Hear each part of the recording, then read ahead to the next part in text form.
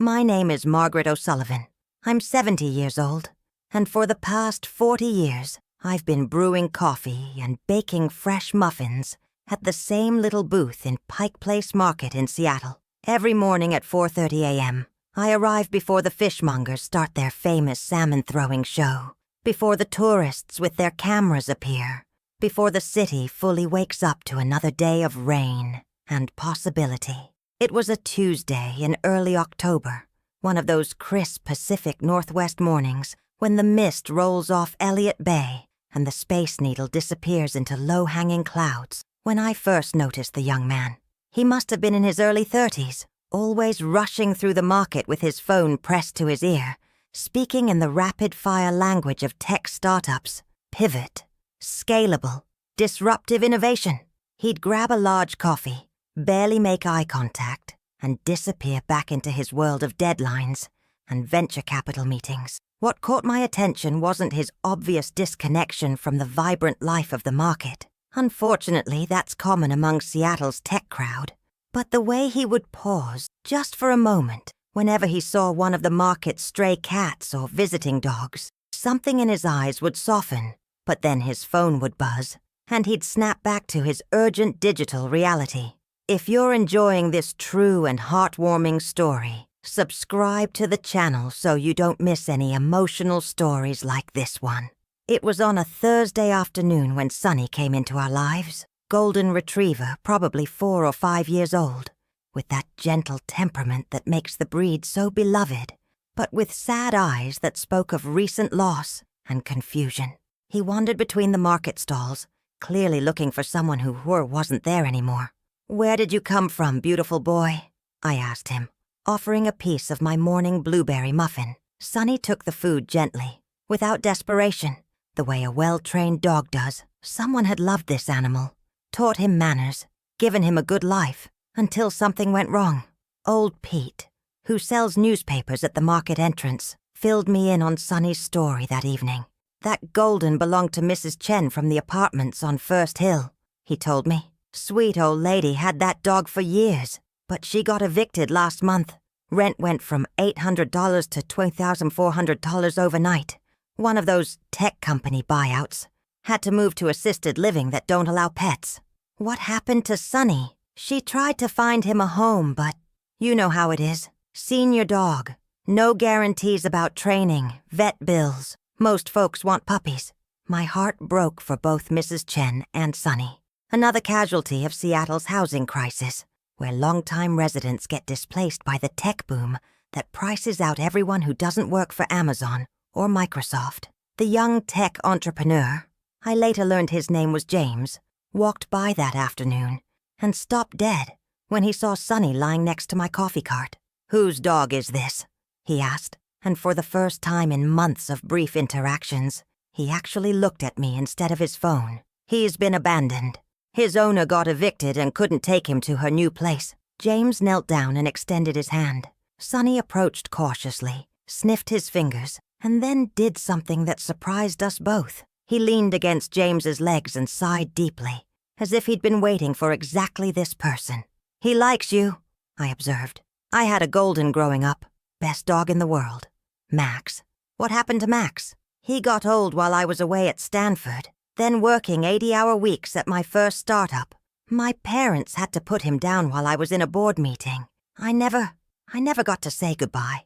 There was pain in his voice, the kind that comes from regrets we carry for years. Sunny seemed to sense James's emotional state. He sat down and placed his head against James's knee, offering the kind of wordless comfort that only dogs can provide. "I wish I could take him," James said. "But my schedule is insane. 14-hour days, business trips, sleeping at the office half the week. It wouldn't be fair." "Maybe you don't have to take him home to help him," I suggested. "What do you mean?" "Come by when you can. Spend a few minutes. Dogs need human connection more than perfect living situations." James looked at Sunny, then at me, processing the idea. Would that be okay with you, if I visited him here?" "Honey, I'd welcome the company. Gets lonely talking to myself all day." That was the beginning of our unlikely arrangement.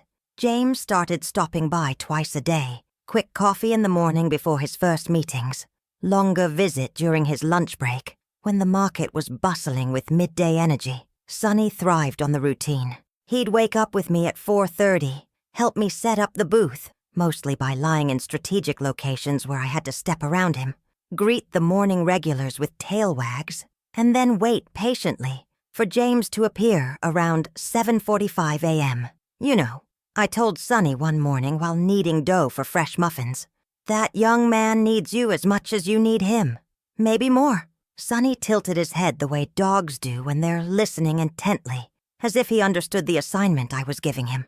The transformation in James was subtle but noticeable. He started arriving a few minutes earlier for coffee, lingering a bit longer during lunch visits.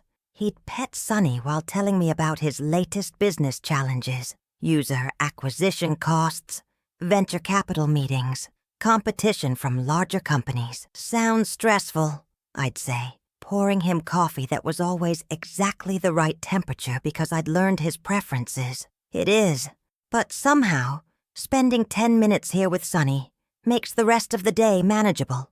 Dogs are good therapy, better than my actual therapist, honestly." I laughed, but I could see he wasn't entirely joking. This young man was carrying stress that was slowly eating away at him, and Sonny's unconditional affection was providing something his high-tech world couldn't. Simple, uncomplicated love.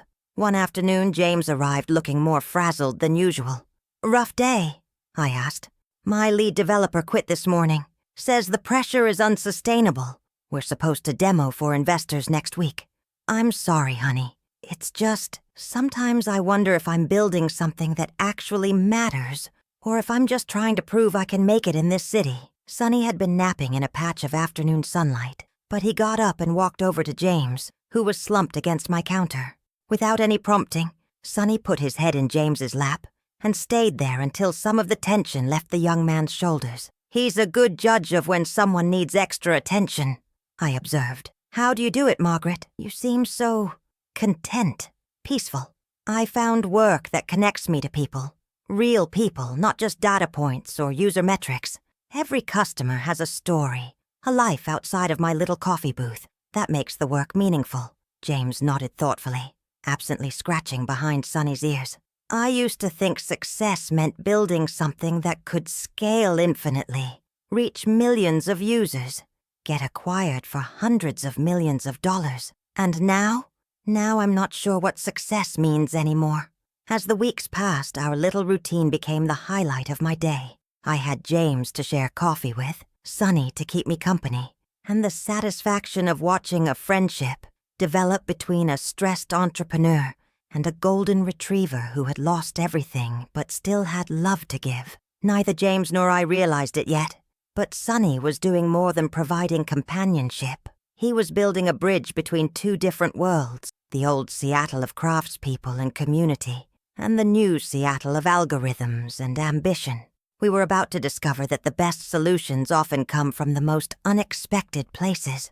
3 weeks into our routine, something shifted. James started arriving at the market not just for his quick coffee fix, but genuinely wanting to talk about Sonny, about his work, about Seattle, about life in general. "Margaret," he said one morning while Sonny performed his daily greeting ritual, which involved spinning in exactly 3 circles before sitting perfectly still for ear scratches. "Can I ask you something personal?" "Shoot, honey. How long have you lived in Seattle?" "Born and raised, 70 years, all in the same city. Watched it change from a sleepy port town to whatever this is now." James winced slightly. As part of the tech wave that had transformed Seattle, he probably felt some responsibility for the displacement I'd witnessed. "Do you resent people like me? The tech crowd that's changed everything?" I considered his question while pouring coffee for Mrs. Rodriguez, who'd been buying from me for 15 years. For those following this journey of transformation, don't forget to subscribe to the channel and hit the bell. "I don't resent progress, James. I resent when progress forgets about people. There's a difference." "What do you mean?" "Your industry creates amazing things. I'm not anti-technology, but somewhere along the way, it became about moving fast and breaking things, instead of moving thoughtfully and fixing things. You sound like my college ethics professor. Smart woman, probably. Sonny had established his own relationship with the other market vendors. He'd do morning rounds with me, visiting Giuseppe at the pasta stand, who always saved him a small piece of fresh mozzarella, stopping by the flour vendors, who let him sniff the daily arrangements, and ending at the fish-throwing station, where the workers had learned to toss him the occasional salmon treat. "He's becoming the market mascot," observed Chen, who sold handmade soaps and had started including a special dog-safe soap bar in her display just for Sonny. "He's bringing people together," I replied. "That's what good dogs do." James had begun timing his lunch breaks to coincide with Sonny's afternoon market tour. He'd walk alongside us, asking questions about the vendors, their stories, how long they'd been working at Pike Place. "Giuseppe came here from Italy in 1987, I explained as we watched the pasta vendor hand-roll linguine. "Learned English by talking to customers. His wife Rosa makes the best tiramisu in the Pacific Northwest. I've lived in Seattle for 8 years and never knew that. Most tech folks don't. You come to the market for the tourist experience, the fish throwing, the photo ops. You don't come for the community. Is that bad?" "It's not bad. It's just incomplete. You're missing the real story." That afternoon, James did something unexpected. Instead of rushing back to his office, he bought pasta from Giuseppe and actually had a conversation with him about the differences between regional Italian cooking styles. "He seems like good boy," Giuseppe told me later, nodding toward where James was learning to identify different types of olive oil. "Maybe you teach him to slow down, enjoy life little bit." "I'm trying, Giuseppe, but city moves fast now. Fast is not always better. Pasta you rush is no good. Life same way." The next day, James brought his laptop to the market and worked from a small table near my coffee booth while Sonny napped at his feet. "This is actually more productive than my office," he admitted. "Fewer interruptions, no constant meetings, and Sonny keeps me from getting too stressed about deadlines." "What exactly does your company do?" I asked. "I've heard you on the phone, but I still don't understand it." We're building a platform that uses artificial intelligence to optimize supply chain logistics for mid-size retailers." I stared at him blankly. "We help stores figure out what to order and when, so they don't run out of popular items or get stuck with stuff that doesn't sell." Like knowing I need to bake extra muffins on Fridays because the weekend crowd is bigger." "Exactly. But using data analysis and predictive algorithms instead of just experience." "What's wrong with experience?" James paused, considering. "Nothing. Actually, your approach probably works better for a business your size. My solution is for companies that don't have 40 years of accumulated knowledge about customer patterns." It was the first time I'd heard him acknowledge that high-tech solutions weren't always superior to human insight. As October turned into November, our conversations deepened. James told me about his childhood in suburban Portland, his parents who'd sacrificed to send him to Stanford, his first startup that failed spectacularly, his current company that was succeeding but leaving him feeling empty. "I thought making it in tech would prove something," he said one rainy afternoon while Sonny shook water off his coat.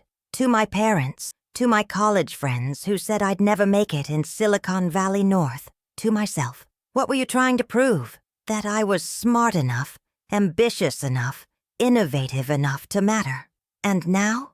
Now I realize I was trying to prove my worth to people who were measuring worth with the wrong metrics." Sonny had developed an uncanny ability to sense when James was having a particularly stressful day. He'd stay closer, offer more physical contact, even abandon his afternoon market tour to remain by James's side. "How does he know?" James wondered aloud after Sonny had spent an entire lunch break with his head resting on James's feet while he dealt with a crisis conference call. "Dogs read energy," I explained. "They're more attuned to human emotions than most humans are. I wish my co-workers were half as emotionally intelligent as this dog." "Have you considered that maybe you're working with the wrong people?" The question hung in the air. James had built his team based on technical skills and academic credentials. He'd never considered emotional intelligence as a hiring criterion. One day in late November, James arrived looking more excited than stressed. "Margaret, I have an idea, but I need your opinion. I'm listening. What if my company adopted a dog? Like an official office dog that could help with stress, create a more positive work environment?" "That could be wonderful, honey. But it has to be the right dog with the right temperament." I was thinking, what if it was Sunny? The suggestion caught me off guard. I'd grown attached to having Sunny around, but I could see the logic. James could provide Sunny with a real home, and Sunny could provide James's stressed-out team with some much-needed emotional support. "That's a big decision," I said carefully. "I know, and I don't want to take him away from you. You've been more of a family to him than I have." "James, honey, families want what's best for each other. If an office job with you would be good for Sunny, then we should consider it." Sunny, who had been listening to our conversation with that intent expression dogs get when they know they're being discussed, walked over and put one paw on James's knee and one paw on mine, as if he were trying to bridge whatever distance existed between us. "He's pretty smart," James laughed. "Maybe he should be our chief emotional officer." That evening, after James left and I was closing up the coffee booth, I sat with Sunny and tried to imagine the market without him. "What do you think, boy? Ready for office life?" Sunny tilted his head and wagged his tail once, as if to say he was ready for whatever adventure came next, as long as it included the people he'd grown to love. The following week, James made a proposal that would change everything for the three of us. "Margaret, what if we didn't have to choose between the market and the office?" he said, settling into what had become his regular spot at my counter with Sunny at his feet. "What do you mean? What if Sunny split his time? Mornings here with you, afternoons at the office with me. Best of both worlds." I'd been dreading the day James would want to take Sunny home, permanently, so his suggestion was both relief and opportunity. "That could work, but only if it's what Sunny wants." "How do we figure that out?" "We try it and see how he reacts. Dogs vote with their behavior. If this story of unexpected friendship is captivating you, hit like and subscribe to the channel for more real-life tales." We decided to start small. James would take Sunny to his office in South Lake Union for just 2 hours that first day, then bring him back to the market. I packed a small bag with Sunny's favorite treats and his worn tennis ball. "Be good for James," I told Sunny, who seemed to understand this was something important. "And remember, if you don't like it there, you come right back to me." That afternoon, I found myself watching the clock more than usual, wondering how Sunny was adapting to the corporate environment. The market felt different without his golden presence making rounds with me. When James returned with Sunny around 4 p.m., both of them looked satisfied. "How did it go?" I asked. "See for yourself," James said, pulling out his phone to show me pictures. He was a hit. The photos showed Sunny lying calmly in James's office while people worked around him, accepting pets from various employees, even sitting in on what appeared to be a team meeting. "My developers have been less stressed all afternoon," James reported. "Whenever someone got frustrated with code that wasn't working, they'd take a 5-minute break to pet Sunny. Productivity actually went up." Sunny seemed pleased with himself, tail wagging as he settled into his usual spot by my coffee cart. "What do you think, boy? Like your new part-time job?" Over the next month, we refined the routine. Sunny would start the day with me at 5 a.m., helping with market setup and greeting the morning customers. Around 11 a.m., James would pick him up for office duty. At 4 p.m., they'd return to the market for the afternoon wind down. The arrangement benefited everyone. I had companionship during the early morning hours when the market was quieter. James's team had stress relief during their most intense work period, and Sunny got the best of both worlds, the social stimulation of the market and the air-conditioned comfort of a modern office. "You know what's interesting?" James said one December afternoon, while we watched Sunny demonstrate his new trick of shaking hands with customers. "Having him in the office changed how my team interacts with each other." "How so?" "They're more collaborative, less competitive. When you have a dog around, people's natural instinct is to be gentler, more patient. It's like he brings out everyone's better qualities. Dogs do that. They don't judge, so people feel safer being kind." I wish I'd understood that earlier in my career. I used to think business had to be cutthroat to be successful. And now I'm wondering if kindness might actually be more efficient than aggression. Tataya, James was changing in ways that went beyond his relationship with Sunny. He'd started arriving at the market earlier, staying longer, asking more questions about the vendors and their stories. He'd learned Giuseppe's wife's name, knew which flowers Chen recommended for different occasions, and had even tried Mrs. Rodriguez's homemade tamales. "You're becoming a regular," observed Tom, who sold fresh vegetables and had watched James transform from rushed tech bro to thoughtful community member. "I like it here," James admitted. "It feels real. More real than your office? Much more real. There, everything is abstracted. User metrics, growth projections, market penetration percentages. Here I can see the direct impact of what people do. Margaret makes coffee. People feel better. Giuseppe makes pasta. Families have dinner. It's simple and meaningful." One rainy Thursday, James arrived at the market looking troubled. "Bad day at the office?" I asked. "Bad month. We're not hitting our growth targets, and the investors are getting nervous. They want me to expand faster, hire more developers, spend more on marketing. Do you want to do those things? I used to, but now, I don't know. Having Sunny around has made me realize that the constant pressure to scale and grow might be missing something important." "What's that?" "Sustainability. Not just environmental, but human sustainability. My employees are burning out. I'm burning out. And for what? So we can have bigger numbers on a spreadsheet?" Sunny had been listening to our conversation with that intent expression he got when he sensed emotional distress. He got up from his nap spot and came over to rest his head against James's leg. "He always knows," James marveled. "He's a good listener, better than most therapists." "Margaret, can I ask you something? How do you define success?" I thought about the question while wiping down my counter. "Success is going to bed knowing I made someone's day a little better. That might be through a perfectly brewed cup of coffee, or a friendly conversation, or just being here reliably so people know they can count on me. That's beautiful. It's also sustainable. I can do this job for 40 years without burning out because it feeds my soul, instead of just draining my energy." That afternoon, instead of taking Sunny to the office, James asked if he could just sit with us at the market for the rest of the day. "Shouldn't you be at work?" "I should be wherever I can think clearly about what I want my work to become." We spent the afternoon watching the market dynamics, vendors helping each other during busy periods, regular customers checking on vendors who seemed tired or stressed, tourists being welcomed into a community they didn't know existed. "This is what I want to build," James said suddenly. "What do you mean?" "Not just a business that extracts value, but something that creates community. Something that makes people's lives better, in ways they can actually feel." Sunny wagged his tail, as if he approved of this revelation.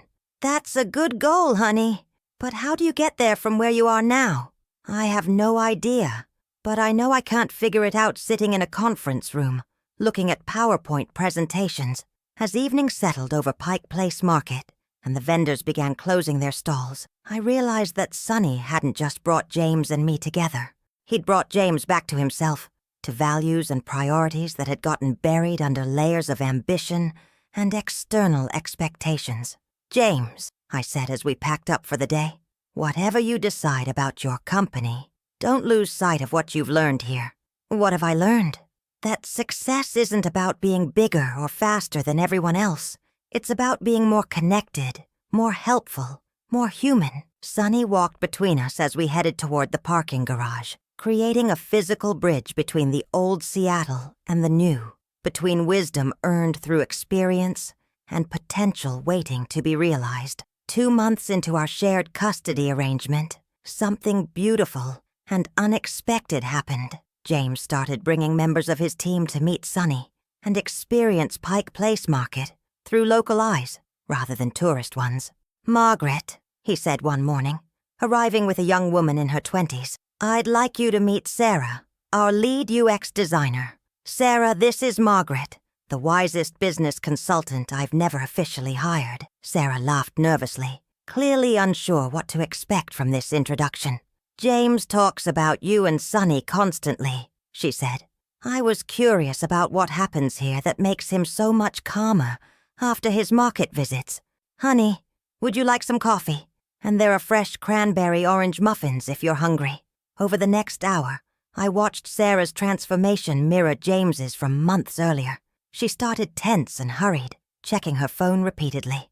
But as Sonny worked his magic, leaning against her legs while she sipped coffee, encouraging her to pet him, when she looked stressed, her shoulders relaxed and her breathing deepened. This story of transformation is just getting started. Subscribe to the channel to follow every chapter of this incredible journey. "This is amazing," Sarah said, watching Giuseppe demonstrate how to tell when fresh pasta is perfectly al dente.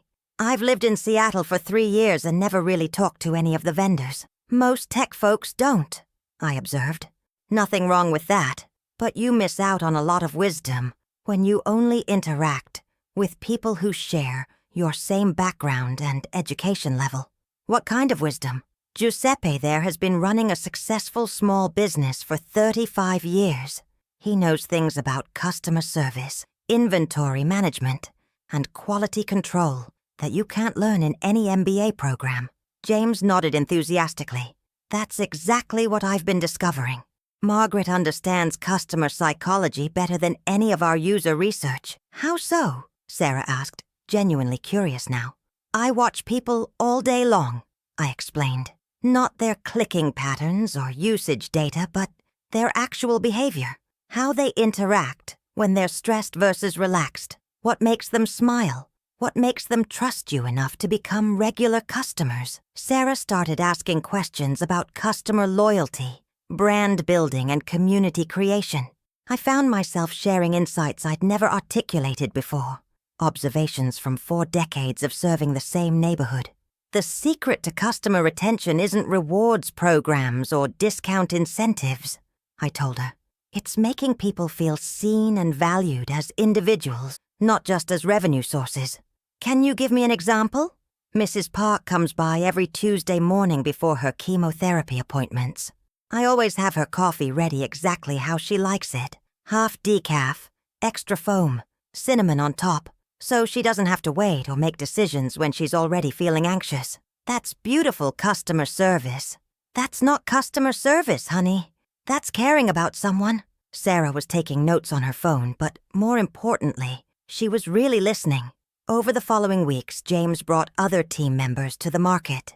Each one left with a different perspective on business, community, and what it means to create value for people, rather than just extract it from them. "Margaret," James said one afternoon, while Sonny supervised his daily market rounds, "I think you've accidentally become our company's unofficial culture consultant." "What does that mean?" "Everyone who meets you goes back to the office with a new understanding of what we should be building and why." "I'm not sure I understand." "You're showing us that technology should enhance human connections, not replace them. That business success should strengthen communities, not disrupt them." This was leading somewhere important, I could tell. "James, what are you thinking?" "I'm thinking about pivoting our entire company strategy." "To what?" "Instead of just optimizing supply chains, what if we helped small businesses build stronger relationships with their communities? What if our technology made it easier for people to discover local vendors, support neighborhood businesses, create the kind of connections that exist naturally here at Pike Place?" The idea was ambitious and risky. James would essentially be rebuilding his company from the ground up, focusing on community building rather than pure efficiency. "That sounds wonderful in theory," I said carefully. "But what do your investors think?" "I haven't told them yet. I wanted to run it by you first." "Why me?" "Because you understand both sides, the technology possibilities and the human needs. If you think it could work, I'll find a way to make the business case." Sonny had been lying in a patch of afternoon sunshine, but he got up and walked over to us, sitting perfectly between James and me, as if he were moderating our conversation. "What do you really want to build, James?" "I want to build something that makes communities stronger, something that helps people like Giuseppe and Chen and you reach more customers without losing the personal touch that makes your businesses special. And you think technology can do that? I think the right technology, designed with community values in mind, could amplify what you already do well instead of replacing it. I thought about his proposal while watching the evening market crowd. Tourists mixing with locals, vendors helping each other pack up, regular customers stopping to chat and check on their favorite merchants. James, if you're serious about this, you need to understand something. What's that? Community can't be manufactured or optimized. It has to be cultivated patiently, with respect for the people who are already part of it. How do I do that? The same way you've been doing it here. Show up consistently, listen more than you talk, find ways to be helpful without expecting anything in return. Like Sonny does. Exactly like Sonny does. He doesn't have an agenda beyond making genuine connections with people who need them. That evening, as we walked to the parking garage together, James seemed energized in a way I hadn't seen since we first met. Margaret, would you be willing to officially advise my company through this transition? I mean, as a paid consultant? The offer surprised me. James, I'm a coffee vendor, not a business consultant. You're someone who understands what healthy communities look like and how to sustain them. That's exactly what we need. Sonny walked between us, tail wagging, as if he approved of this development. Let me think about it, I said. This old lady has never worked in an office building before. Oh, you wouldn't have to. We could meet here at the market or wherever you're comfortable. As James drove away that night, I realized that Sonny hadn't just brought two lonely people together. He'd created the foundation for something that could impact how business gets done in Seattle and beyond. What do you think, boy? I asked Sonny as we headed home. Ready to become a business consultant? Sonny wagged his tail and licked my hand, which I chose to interpret as enthusiastic consent. 3 months later, I found myself in the strangest situation of my 70 years, sitting in a conference room on the 15th floor of a South Lake Union office building, with Sonny at my feet, and a room full of young tech workers listening to my thoughts on community building and customer relationships. The thing you have to understand, I told James's team, is that loyalty isn't something you can engineer. It's something you earn by consistently showing up and caring about people's actual needs. Can you give us a specific example? Asked David, the company's head of product development. Sure. Mrs. Chen, not Giuseppe's wife, different Mrs. Chen, has been buying coffee from me every morning for 12 years. She's never missed a day except when she was in the hospital having surgery. During her recovery, I sent her husband home with coffee and muffins for her every day. No charge. Ugh, what was the business logic behind that? I almost laughed at the question. There wasn't any business logic, honey. She was my friend and she needed help.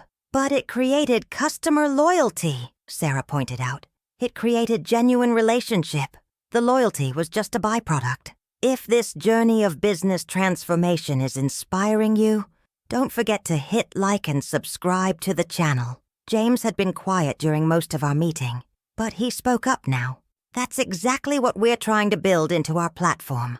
Technology that makes it easier for small businesses to create those kinds of relationships at scale. But how do you scale something as personal as remembering someone's coffee preference? Asked another team member. You don't scale the remembering, I explained. You scale the tools that help people remember. Like when Giuseppe uses his smartphone to take notes about which customers prefer which pasta shapes. The technology doesn't replace his care. It enhances his ability to express it. The team was starting to understand. We spent the next 2 hours working through specific features for their new platform, ways to help local businesses track customer preferences, celebrate customer milestones, and build community connections. What about competition from larger platforms like Yelp or Google? David asked. Those platforms treat businesses like listings in a phone book, I said. We're building something that treats businesses like members of a community.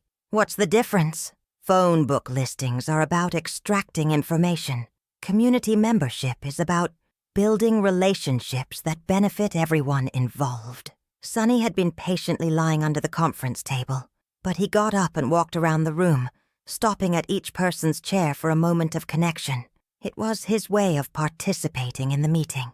"He's checking on everyone," James observed, "making sure no one feels left out of the conversation." "That's what good community builders do," I said. "They pay attention to who needs extra support or inclusion." After the meeting, James walked me and Sonny back to Pike Place Market.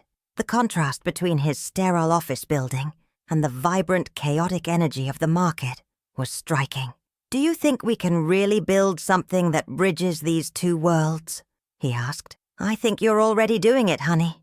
Look at how your team has changed since they started spending time here." It was true. Sarah now stopped by the market twice a week to buy flowers from Chen and practice her conversational skills with the vendors. David had started getting his lunch from Giuseppe instead of eating desk salad from corporate catering.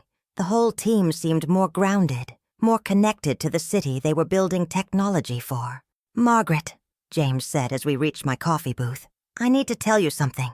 The investors weren't thrilled about our strategic pivot." "What did they say?" "That community building doesn't scale fast enough for venture capital returns. They want us to go back to pure efficiency optimization." "And what did you tell them?" "That efficiency without community is just another way of extracting value from places without giving anything back." "How did that go over?" "Not well. They're threatening to pull funding if we don't hit aggressive growth targets in the next quarter." I could see the stress this was causing him. James had risked his company's financial future on a vision that prioritized community impact over pure profit. "Do you regret it?" I asked. "No, but I'm scared we might not survive long enough to prove the concept works." Sonny sensed the tension in our conversation and came over to lean against James's legs, offering his usual comfort. "James, can I ask you something?" "Of course." "When you first started coming to the market, what were you looking for?" "I thought I was just looking for better coffee." "But what were you really looking for?" He was quiet for a long moment, thinking. Connection, purpose, some sign that what I was building actually mattered to real people. "And did you find it?" "I found more than I was looking for. I found community, wisdom, friendship. I found Sonny. I found a different way of thinking about success. Then trust that other people are looking for the same things. Your investors might not understand it yet, but there are customers out there who will value what you're building." "How can you be so sure?" "Because I see them every day. People are hungry for genuine connection, for businesses that care about them as individuals, for technology that brings communities together instead of pulling them apart." That weekend, something unexpected happened. James's team, working on their own time, had built a prototype of their new platform and tested it with Pike Place Market vendors. "Margaret, you have to see this," James said, arriving Monday morning with his laptop and obvious excitement. He showed me how Giuseppe could use the platform to let customers know when he was making fresh ravioli, how Chen could announce new soap scents to her regular customers, how the flower vendors could coordinate to ensure the market always had a diverse selection available. "It's not just about individual businesses," Sarah explained, joining us with her own laptop. "It's about helping the whole market ecosystem work better together. The vendors can cross-promote each other, share customer referrals, even coordinate on community events," David added. I watched them demonstrate features they'd built based on our conversations about community needs, rather than pure technological capability. "This is beautiful work," I told them. "But the real test is whether the vendors actually want to use it." "That's why we're here," James said. "Will you help us talk to them?" We spent the morning going stall to stall, showing vendors how the platform could help them connect with customers and each other. The response was overwhelmingly positive. "This would help me let people know when I get special ingredients from Italy," Giuseppe said enthusiastically. "And I could remind customers about cooking classes. I've been wanting to coordinate with other vendors for holiday displays," Chen added. "This makes it so much easier." By lunchtime, 12 vendors had signed up to pilot the platform. "James," I said as we watched Giuseppe post his first message about weekend pasta-making workshops, I think you're onto something big. Big enough to convince skeptical investors?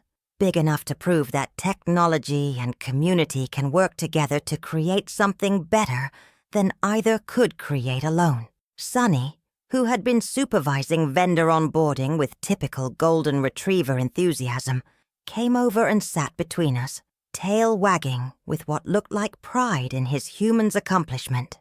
We were building something neither of us could have imagined when we first met over a cup of coffee and a homeless dog, and it all started because Sunny knew that sometimes the most important business connections happen when you stop focusing on business and start focusing on being human. 1 year after our first meeting, James's platform, now called Community Canvas, had grown to serve over 200 small businesses across Seattle, and the company had attracted a new type of investor, social impact funds that valued community building as much as financial returns. As I write this story, Sunny is lying in his official office at Pike Place Market. Yes, he now has his own small space next to my coffee booth, complete with a bed, water bowl, and a sign that reads, Chief Community Officer, supervising the morning setup routine that has become our shared ritual. Today, something happened that made me decide to share our story with the world. The Seattle City Council invited James to present Community Canvas as a model for supporting local businesses in the post-pandemic economy. During his presentation, he credited our unlikely partnership as the inspiration for everything his company had become. The most important lesson I learned, James told the council members, came from a 70-year-old coffee vendor and a golden retriever who taught me that technology should amplify human connections, not replace them. This story is reaching its conclusion, but your journey of finding meaningful connections might just be beginning. Subscribe to the channel for more inspirational stories. The transformation over the past year has been remarkable to witness. James is no longer the stressed, isolated entrepreneur I first met. He's become a community builder who uses technology as a tool for bringing people together rather than driving them apart. Margaret, he told me this morning while helping set up my coffee booth, do you know what the best metric of our success is? Tell me. It's not user growth or revenue per customer. It's the number of new friendships that have formed between business owners who met through our platform. How many is that? Last count, over 300 documented business-to-business relationships that turned into genuine friendships. That's beautiful, James. It's what you and Sunny taught me to value. Our own friendship has deepened beyond what either of us expected when we started this journey. James has become like a son to me, and I've become something like a mentor to him. We've created a family based not on blood or obligation, but on mutual respect and shared values. The impact has rippled through both our lives in unexpected ways. My coffee booth has become an informal consulting space where James's team meets with. The impact has rippled through both our lives in unexpected ways. My coffee booth has become an informal consulting space where James's team meets with other local business owners to understand their needs and challenges. I've learned to use technology in ways I never imagined possible. I now have my own profile on Community Canvas where I share coffee brewing tips and Pike Place market history.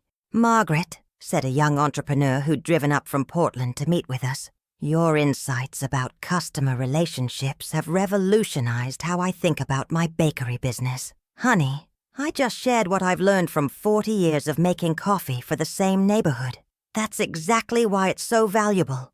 You understand something that business schools don't teach, that customers become family when you treat them with genuine care. James has restructured his entire company around the principles we discovered together.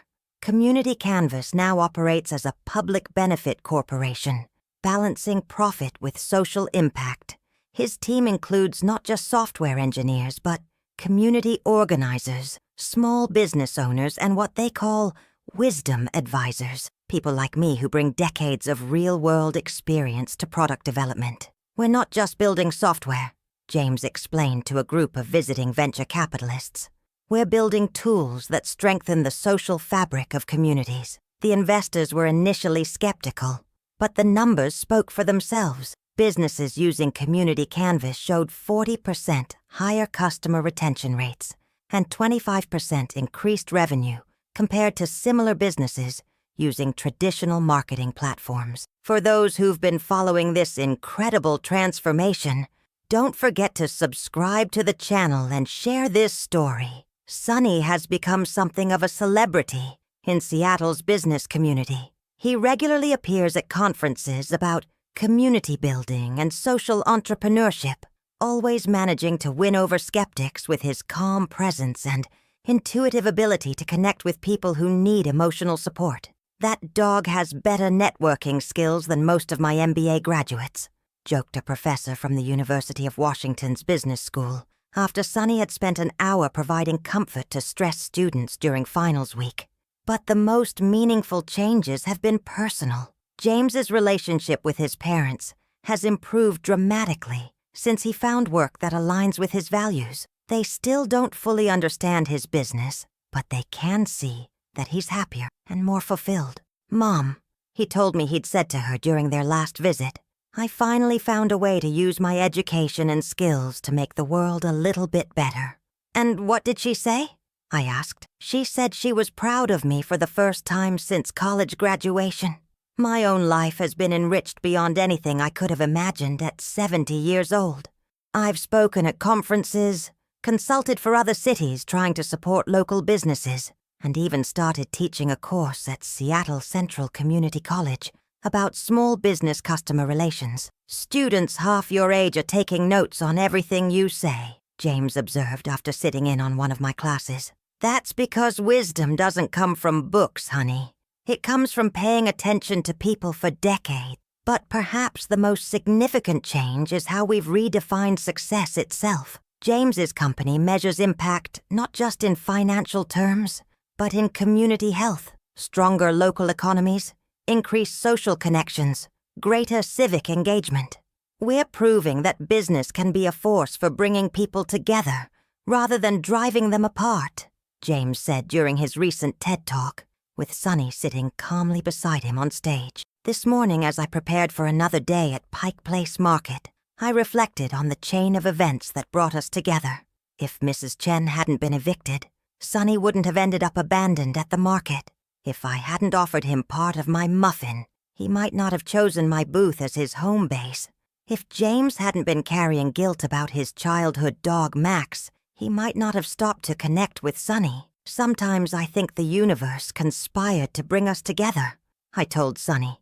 As he performed his morning routine of checking on all the vendors, Sonny looked at me with those wise golden eyes and wagged his tail once, as if to say that some things are meant to be. For everyone who's been inspired by this transformation, remember to subscribe and share with someone who needs to know that meaningful connections can happen anywhere, at any age. The lessons Sonny taught us continues to ripple outward.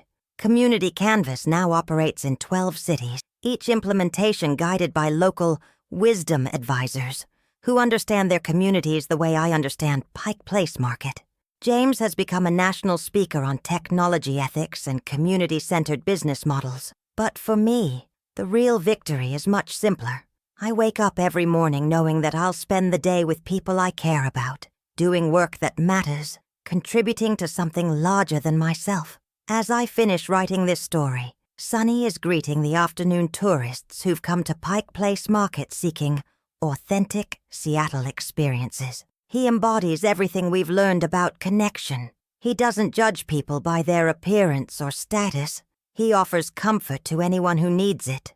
And he creates bridges between worlds that might otherwise remain separate. James stopped by an hour ago with news that Community Canvas has been acquired by a larger tech company that wants to implement our community building approach across their entire platform. "It means we can help thousands more small businesses," he said. "But I want to make sure we don't lose what makes our approach special." "What makes it special?" I asked, though I knew the answer. "It starts with genuine caring about people, and the technology follows from that. Not the other way around." At Pike Place Market, surrounded by the sounds of vendors calling out their wares and tourists discovering Seattle's heartbeat, 3 unlikely friends proved that the best innovations often come from the most unexpected places.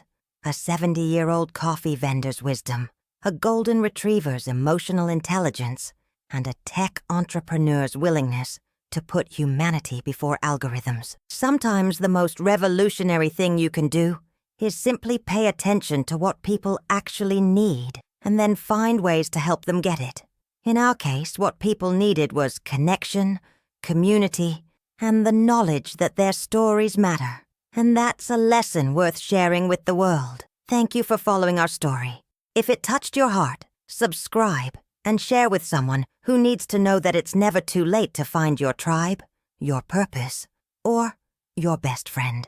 Words in Chapter 6, 176, cinematographic image prompt. A 70-year-old Irish-American woman with silver hair and warm eyes, wearing a Pike Place market apron, sitting at her coffee booth alongside a 32-year-old tech entrepreneur in a casual button-down shirt, both smiling as they pet a golden retriever lying contentedly between them. The scene takes place at Pike Place Market in Seattle, with the iconic neon sign and bustling market activity in the background. Morning light filters through the market windows, creating a warm, golden atmosphere. The woman holds a coffee cup. The man has his laptop closed beside him, and the golden retriever looks peaceful and loved. The composition captures the essence of intergenerational friendship, community connection, and the beautiful bonds that form when technology serves humanity rather than replacing it. Realistic cinematic style, emotionally rich photography that embodies Seattle's blend of tradition and innovation.